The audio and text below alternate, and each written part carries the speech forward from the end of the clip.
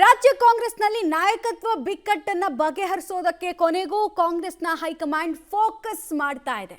ನಿನ್ನೆಯಿಂದ ಮಾಡಿರುವಂತಹ ಫೋಕಸ್ ವಿಪರೀತ ಸಂಚಲನಕ್ಕೆ ಕಾರಣ ಆಗ್ತಾ ಇದೆ. ಕೈ ನಾಯಕರಿಂದ ಬಂದಂತಹ ಕರೆ, ಕೈ ಹೈಕಮಾಂಡ್ನಿಂದ ಬಂದ ಕರೆ ಸಂಚಲನವನ್ನ ಸೃಷ್ಟಿ ಮಾಡಿದೆ. ಕೈ ಕರೆಯ ಸಂಚಲನದ ಇಂಪಾರ್ಟೆಂಟ್ ಡೀಟೇಲ್ಸ್ ಅನ್ನ ಹೇಳ್ತಾ ಇದ್ದೀವಿ ನಿಮಗೆ.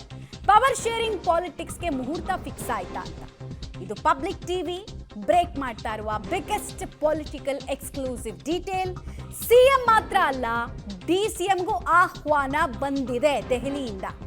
ನಾಳೆ ದೆಹಲಿಗೆ ಸಿದ್ದರಾಮಯ್ಯ ಮತ್ತು ಡಿಕೆ ಶಿವಕುಮಾರ್ ಉಭಯ ನಾಯಕರು ಕೂಡ ತೆರಳುತ್ತಾ ಇದ್ದಾರೆ. ಒಬ್ರನ್ನ ಕರೆಸ್ಕೊಂಡಿದ್ರೆ ಸಂದೇಶ ಬೇರೆ ಆಗ್ತಾ ಇತ್ತು.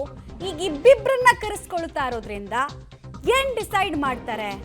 ನಿಶ್ಚಿತವಾಗಿ ಎರಡರಲ್ಲಿ ಒಂದು ಡಿಸೈಡ್ ಆಗುತ್ತೆ. ಒಂದೇ ಈಗ ಅಧಿಕಾರದಲ್ಲಿರೋರು ಮುಂದುವರಿತಾರೆ ಅಥವಾ ಇನ್ನೊಬ್ರು ಬರ್ತಾರೆ. ಎರಡರಲ್ಲಿ ಒಂದು ಆ ಆಯ್ಕೆ ಮಾಡ್ಕೊಳ್ಳುತ್ತಾ ಹೈಕಮಾಂಡ್ ಅನ್ನೋದು ಪ್ರಶ್ನೆ.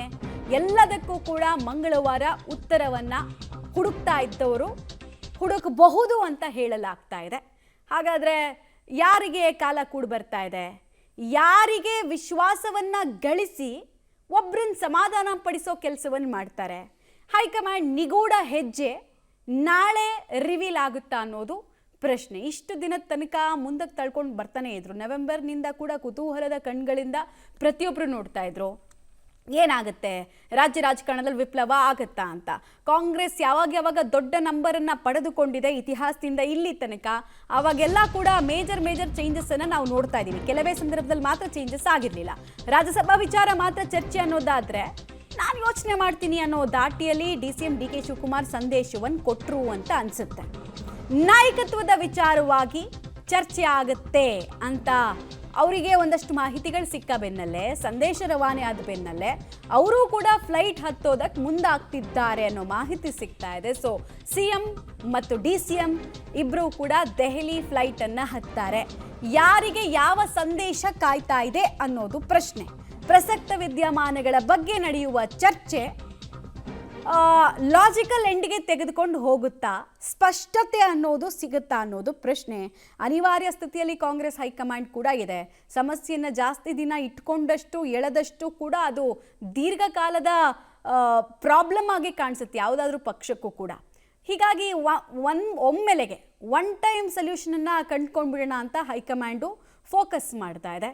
ಸೊ ಬದಲಾವಣೆ ಆಗುತ್ತಾ ಅಥವಾ ಈಗಿರೋರೇ ಮುಂದುವರೆದು ಅವರಿಗೇನಾದರೂ ಅವ್ರನ್ನ ಅಂದರೆ ಡಿ ಕೆ ಶಿವಕುಮಾರ್ರಿಗೆ ವಿಶ್ವಾಸವನ್ನು ಕೊಟ್ಟು ನೆಕ್ಸ್ಟ್ ಎಲೆಕ್ಷನ್ ನಿಮ್ಮ ನೇತೃತ್ವದಲ್ಲಾಗಲಿ ಅಂತೆಲ್ಲ ಏನಾದರೂ ಸ್ಪೆಸಿಫೈ ಮಾಡ್ತಾರಾ ಅನ್ನೋದು ಪ್ರಶ್ನೆ.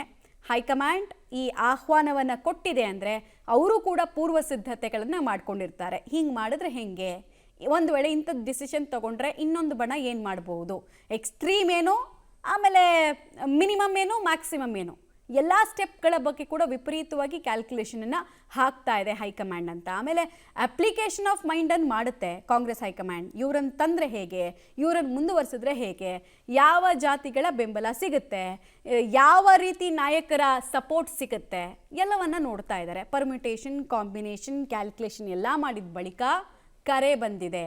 ದೆಹಲಿಯಿಂದ ಬಂದಂತಹ ಕರೆ ಕಾಂಗ್ರೆಸ್ ನಾಯಕರಲ್ಲಿ ಸಂಚಲನಕ್ಕೆ ಕಾರಣ ಆಗ್ತಾ ಇದೆ. ಸೊ ಯಾರಿಗೆ ವರವಾಗುತ್ತೆ, ಯಾರಿಗೆ ಹಿನ್ನಡೆ ಆಗುತ್ತೆ ಅದನ್ನು ನೋಡಬೇಕಾಗತ್ತೆ. ಆಮೇಲೆ ಒಂದೇ ರೌಂಡ್ಗೆ ಇಷ್ಟು ದೊಡ್ಡ ವಿಚಾರಕ್ಕೆ ಸೊಲ್ಯೂಷನ್ ಕೂಡ ಸಿಗುತ್ತಾ ಅನ್ನೋದನ್ನು ಕೂಡ ನೋಡಬೇಕಾಗತ್ತೆ. ಯೂಶಲಿ ನಾಯಕತ್ವದ ಬದಲಾವಣೆಗಳು ಅಂತ ಹೇಳಿದ್ರೆ ಅದು ಗಜಪ್ರಸವದ ರೀತಿ ಆಗತ್ತೆ ಸಾಮಾನ್ಯವಾಗಿ. ಇಲ್ಲಿ ಏನಾಗುತ್ತೆ, ಅಜೆಂಡಾ ಇನ್ನೂ ಸೀಕ್ರೆಟ್ ಆಗೇ ಇದೆ.